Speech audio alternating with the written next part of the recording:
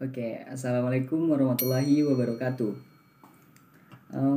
Mungkin pertama-tama saya ingin berterima kasih kepada Pak Usman telah memberi saya wadah untuk video saya yang biasa-biasa aja ini, tapi viewernya bakal luar biasa ini, yakin saya. Saya berterima kasih banget nih kepada Pak Usman telah memberi saya wadah untuk menyalurkan dakwah saya gitu.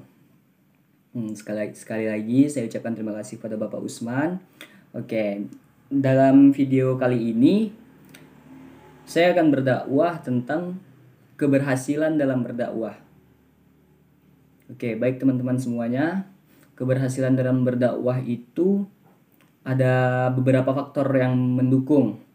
Contohnya seperti dai, terus ada lagi seperti pendengarnya atau mat'u. Terus ada lagi materinya, metodenya. Nah, itu faktor-faktor pendukung dalam keberhasilan dakwah. Tapi paling pertama sekali saya akan menjelaskan dulu nih, apa sih dakwah itu?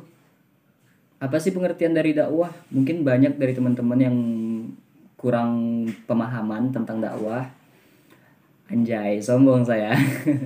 Enggak lah. Ini cuma sedikit edukasi doang tentang dakwah. Oke, kalau ditinjau dari etimologi atau bahasanya, dakwah itu berasal dari bahasa Arab teman-teman, yaitu da'ayat udawatan. Artinya, ada banyak nih artinya. Arti dakwah itu sendiri mengajak, menyeru, memanggil, menghasut. Nah, arti dakwah itu. Oke. Selanjutnya ada banyak cara yang dapat digunakan dalam berdakwah. Tetapi cara yang paling alamiah, cara yang paling sering sekali digunakan. Contohnya yang saya lakukan sekarang, yaitu berbicara. Ya, berbicara langsung maupun tidak langsung itu cara yang paling alamiah yang dilakukan oleh seorang pendakwah. Dakwah itu artinya berkomunikasi. Nah, kalau kita tidak berkomunikasi tanpa bicara, itu tidak komunikasi namanya. Nah, cara ini bisa disebut dakwah bil lisan, dan kegiatan semacam ini dinamakan tablik. Yang saya lakukan sekarang ini bisa disebut dengan tablik, walaupun saya melakukannya di depan kamera, tidak secara langsung. Karena muatan dakwah adalah ajaran dan nilai-nilai Islam. Jadi dakwah itu tidak terlepas dari ajaran dan nilai-nilai Islam, teman-teman. Maka dibutuhkan upaya maksimal yang efektif sehingga tujuan dakwah itu tercapai dengan baik dan optimal. Nah, untuk itu dibutuhkan keahlian dan seni berbicara atau public speaking, atau ya cara berbicara lah seperti yang dilakukan Pak Usman. Waduh, saya kalau udah lihat Pak Usman menjadi moderator gitu kan, saya kagum banget gimana sih caranya bisa pede kayak gitu. Waduh, keren lah pokoknya bapaknya. Kita membutuhkan public speak yang baik di depan objek dakwah. Di depan objek di sini maksudnya mau di depan kamera, mau di depan orang banyak. Kita tidak boleh malu atau kita harus mempunyai mental yang kuat. Dan cara berbicara yang baik juga dibutuhkan untuk berdakwah. Dakwah sendiri dapat berarti doa atau lainnya. Pada tataran praktik dakwah harus mengandung dan melibatkan 3 unsur. Jadi kalau kita mau melakukan dakwah, kita harus melibatkan 3 unsur ini. Yang pertama ada penyampaian pesan. Ya jelas dong. Kalau kita berdakwah itu ada pesan yang harus kita sampaikan kepada pendengar. Ada pesan yang harus tersampaikan. Terus yang kedua ada informasi yang disampaikan. Kalau kita berbicara tentang pesan, otomatis ada informasi di dalamnya. Nah, yang ketiga ada penerima pesan. Nah, penerima pesan ini adalah si pendengar, mat'u. Namun dakwah mengandung pengertian yang lebih luas. Jadi dakwah ini mempunyai pengertian yang lebih luas dari istilah-istilah tersebut. Karena istilah dakwah mengandung makna sebagai aktivitas menyampaikan ajaran Islam, menyuruh berbuat baik dan mencegah perbuatan mungkar, serta memberi kabar gembira dan peringatan bagi manusia. Dalam firman Allah juga disebutkan dan yang berbunyi, Dan hendaklah ada antara kamu segolongan umat yang menyeru kepada kebajikan, menyuruh kepada yang ma'ruf dan mencegah dari yang mungkar. Merekalah orang yang beruntung. Quran Surat Al-Imran ayat 104. Baik. Terus ada firman Allah yang lainnya menyebutkan bahwa kamu adalah umat yang terbaik dan dilahirkan untuk manusia. Menyuruh kepada yang ma'ruf dan mencegah dari yang mungkar dan beriman kepada Allah.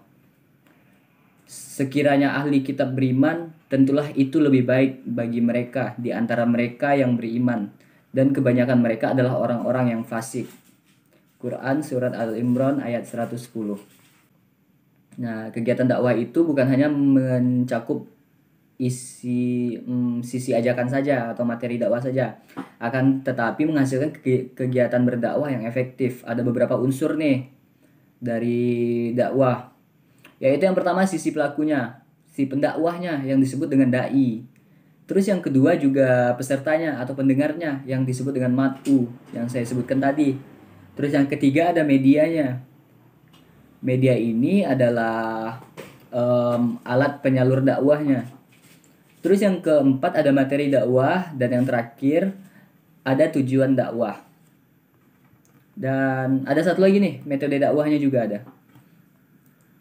Oke. Dari unsur-unsur dakwah yang saya sebutkan tadi, saya akan menjelaskan satu persatu. Jadi yang pertama ada subjek dakwah atau pelaku dakwahnya yang disebut dengan dai. Dai ini adalah orang yang aktif melaksanakan dakwah kepada masyarakat. Dai ini ada yang melaksanakan dakwahnya secara individu. Ada juga yang berdakwah secara kolektif melalui organisasi. Faktor subjek dakwah sangat menentukan keberhasilan aktivitas dakwah. Maka subjek dakwah dalam hal ini atau dalam tanda kutip dai ini atau lembaga dakwah hendaklah mampu menjadi penggerak dakwah yang profesional. Jadi dai ini dituntut untuk bertindak profesional, baik secara penyampaian, lisan, maupun secara gestur. Oke, di samping profesional, kesiapan subjek atau kesiapan dai dalam berdakwah yang baik dan penguasaan terhadap materi maupun penguasaan terhadap metode media dan psikologi sangat menentukan dakwahnya. Jadi selain dia pandai berbicara, pandai melakukan gestur, dia juga harus paham tentang materinya dan metode apa yang digunakan. Contohnya kayak ada ustazah yang menggunakan metode boneka untuk berdakwah.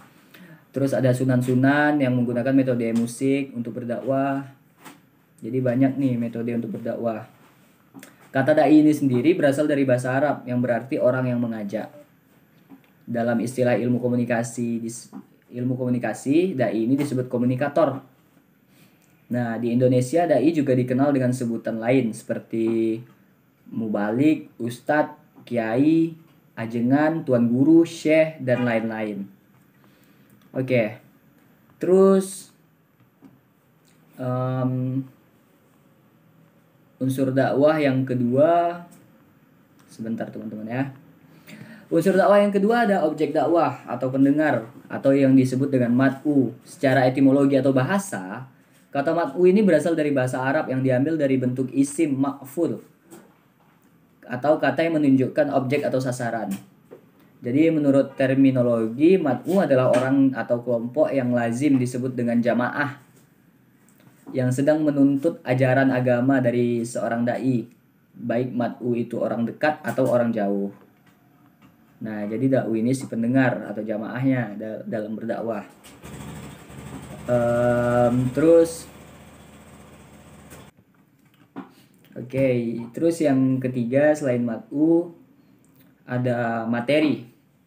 Nah, materi di sini adalah apa yang ingin kita sampaikan, tentang apa dakwah yang ingin kita sampaikan. Nah, materi ini sangat penting karena dengan adanya materi, dakwah kita itu bisa terstruktur. Terus yang keempat ada metodenya. Nah, dengan apa kita menggunakan dakwah, dengan metode apa, cara apa. Ini sangat penting juga teman-teman. Karena ada banyak metode yang digunakan dalam berdakwah selain berbicara di depan orang banyak. Contohnya kayak membuat musik, terus kayak pengobatan. Itu salah satu metode dakwah juga. Nah, yang terakhir ada manfaat dari dakwah. Jadi apa sih manfaat dari dakwah yang kita sampaikan. Jadi harus jelas semuanya. Oke, baik. Mungkin itu saja yang bisa dapat saya sampaikan. Mungkin saya banyak kesalahan dan saya tidak luput dari kesalahan karena yang maha benar itu hanya Allah Subhanahu wa taala. Baik, terima kasih atas partisipasi teman-teman untuk menonton video saya, dan saya ucapkan sebelum saya mengucapkan salam, saya ingin mengajak teman-teman dulu nih untuk subscribe dan like lalu share video ini. Yang paling penting nih subscribe nih teman-teman. Like juga penting sih agar channel ini makin berkembang. Baik, terima kasih buat semuanya. Assalamualaikum warahmatullahi wabarakatuh.